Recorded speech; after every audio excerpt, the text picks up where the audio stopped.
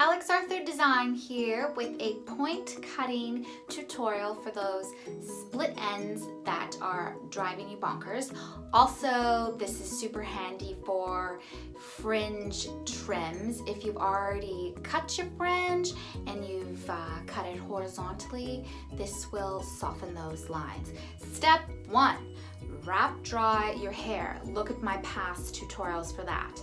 Step 2, flat iron your hair. Look at the flat iron tutorial. Step 3, point cutting time. Put your part in where you wear your hair. If you flip your part from side to side, go center.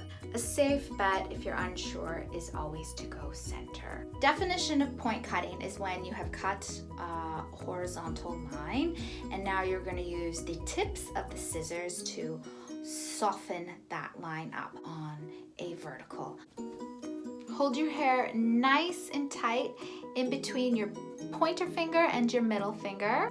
Combing down, take the section right behind the comb until you have a good 2 inches.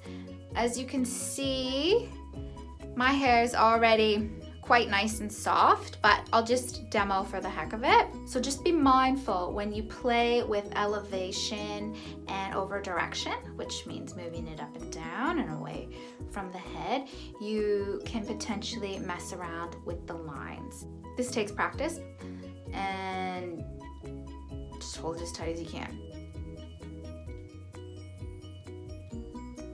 Like that. Point cutting is this, pointing up. 90 degrees, maybe just a little bit more of an 80. So you just shatter that line. That's all I really want to cut of my hair. You can see it's nicely softened.